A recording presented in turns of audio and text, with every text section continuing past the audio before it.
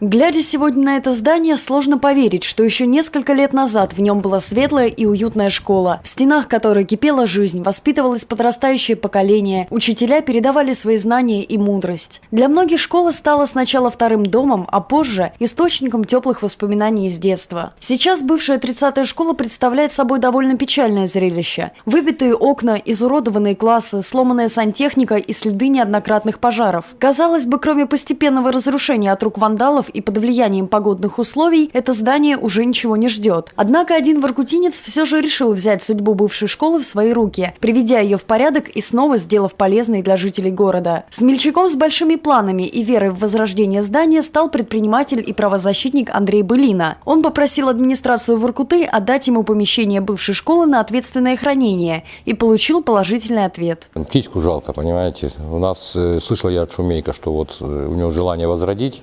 строительство, мне дай бог, чтобы сохранить. Вот то, что хотя бы есть.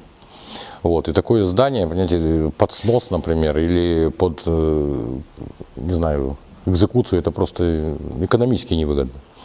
Вот. А вообще началось все с того, что я увидел в интернете, был пожар.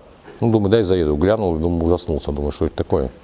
Несмотря на плачевное состояние здания, планы на него у Андрея Былины поистине грандиозные. По его словам, на первом этаже будут находиться музей боевой славы России, мемориальная комната погибшим шахтерам, музей хобби жителей города – это пока рабочее название. Планируется открытие множества секций, в том числе спортивной направленности. Воркутинцы с активной жизненной позицией могут также объединиться на данной площадке, образовав так называемые кружки по интересам. Для того, чтобы оплачивать коммунальные услуги, часть помещений будет сдана в аренду предпринимателям.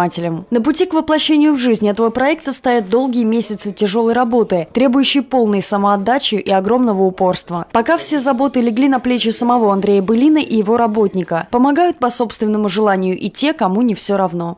Сейчас через интернет вот люди пишут, когда прийти, что, где. Вот те же самые спортсмены, с которыми две секции, вот мы разговор вели, они говорят, надо, наверное, какую-то помощь вам, мы можем организовать.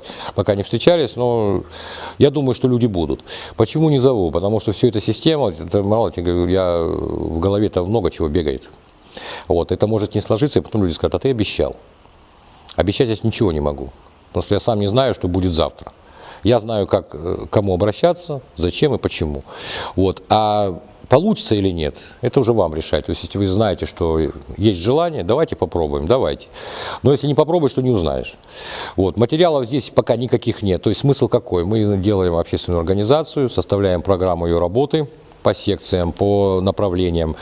И будем на тендеры выходить, бороться, конкурсы, все остальные, доказывать, что мы способны. И, нет, во-первых, доказывать то, что это нужно. И то, что мы способны.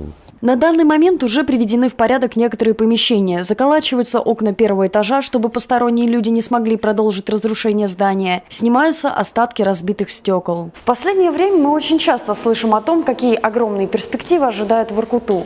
Но смотреть в будущее, не умея беречь прошлое, все же неправильно. Каждое наше сегодня – это уже большой шаг к благополучию города завтра.